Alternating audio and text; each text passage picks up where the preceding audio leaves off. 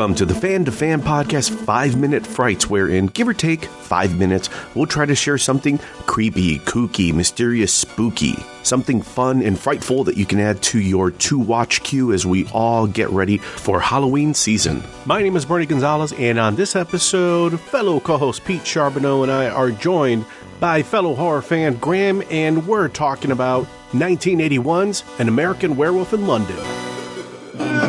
For the first 23 years of David Kessler's life, he was only human. Then one night he took a walk on the moors. Beware the moonlets. Is David behaving strangely? Are you all right now? I'll let you know the next full moon. Tomorrow night's the full moon. You're gonna change. From the director of Animal House, a different kind of animal, An American Werewolf in London, rated R.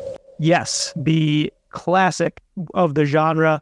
We've got a couple of questions for you, Graham. When and where did you first see An American Werewolf? Please say London.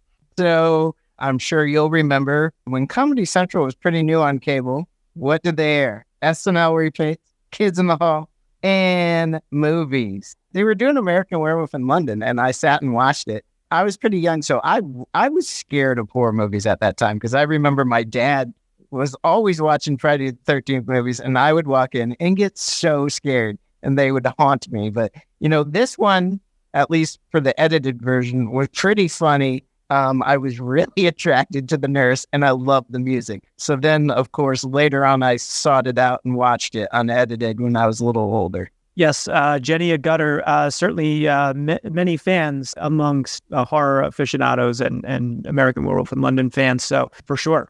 I will fight anyone that doesn't agree it's the best werewolf transformation of all time. I know some people will say that first Howling, but you cannot beat what Rick Baker did on screen for the transformation. Yeah, I mean, that gets into there's the age-old debate because of the Howling and American Werewolf in London both came out the same year. Two special effects masters, Rob Bottin, and as you said, Rick Baker, a multi-time Academy Award winner for his makeup. So you've got two powerhouses. But just as a quick aside, are you a fan of the Howling as well? Yes. And I actually just saw the Howling for the first time ever at last Halloween. I really thought it was good too. But my pick, though, for transformation and just overall werewolf movie, American Werewolf in London, top to bottom. I love it. It's funny. It has a phenomenal soundtrack. Griffin Dunn and David Naughton have such good chemistry. Anytime it's foggy out, I have to say, stay off the moors to myself. If there's fog, I say it. I can't not say it. So it has just stuck with me. I love the atmosphere they created over there. Yes, horror movies can be like unintentionally funny, but I love that this one is actually funny, thanks to John Landis. Animal House, Trading Places, Coming to America, hilarious script. I actually had an old boss one time tell me it wasn't a horror movie, and he couldn't believe I would actually say it was a horror movie. Fighting words. Graham's ready to throw down at the drop of a hat if you go askew or askance with American Werewolf in London. So, transformation sequence, would you say that's your favorite thing about this movie? Yes, that first one where I think is this Credence. They play Bad Moon Rising. He's alone in the apartment for the first time. And just the way he screams out in agony, you don't really know what's happening yet. And then, I mean, just to show like hair sprouting so long out of his skin into the full-on final version of the beast it's perfect. And elongating the nose, the hands turning into full-on feet. To this day, I can't believe they were able to film something like that in 1981 and have it look so realistic. And done in, shot in a well-lit room. Like, a lot of times you would see that, even going back to the days of, the Wolfman, which was Jack Pierce, I think, makeup on Lon Chaney Jr., use of shadows and darkness.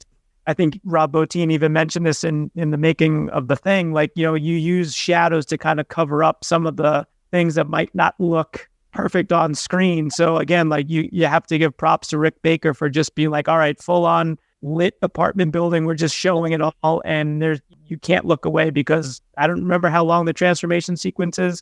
A couple of minutes, I think, in total, but like you're there and you are experiencing the whole thing and I guess you can't look away from it. So yeah, just amazing. I've actually watched some behind the scenes stuff where they show Rick Baker like controlling the werewolf through the tunnel. And I mean, it looks like someone strapped just, a stuffed animal to a wheelbarrow.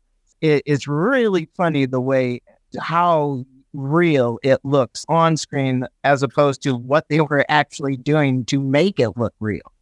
It's that movie magic that, I think so many of us have fallen in love with from the time that we were really young and, are still entranced by today. It's just, it's incredible stuff. I mean, we won't get into the whole practical versus CGI. That's a discussion for another day. And I know you are a fan of having the physical copy of your fandom. So, and you can't see this on audio, but he is holding up his DVD copy of American Werewolf in London. So that is a yes. I wrote out VHS for a long time. I didn't get a cell phone until my second year of college. So that would have been 2001. My first DVD I bought was 2001. The first DVD was Purple Rain. The second was American Werewolf in London. So American Werewolf #2 DVD I ever wrote. So as we wrap up this episode, Graham, you're making the case for American Werewolf in London. Obviously a classic for anyone that loves the werewolf or horror genre. So it's late at night. It's All Hallows Eve. We're looking for something to watch. American Werewolf in London, it's an option for us, but it's getting late. Maybe we might want to get some sleep instead. Give us your pitch. Why should we be watching An American Werewolf in London? Definitely, it is the best on-screen transformation. So you need to see it to believe just how well done it is. No CGI, all practical effects. It's still just stupefying today how well it was done in 1981. From start to finish, like great opening, creepy scene. It's foggy out there on the moors. They don't know why they're kicked out of the bar. There's weird people insisting they can't stay. You've got to sit in and watch it. And, the movie can have some elongated character development scenes and some romance. But when the gore hits hard, it really hits hard, like really gory attacks. And the attacks are all through London, and you kind of feel like you've seen the city afterwards. There it is. Not just a great horror film, but also a travelogue of London town.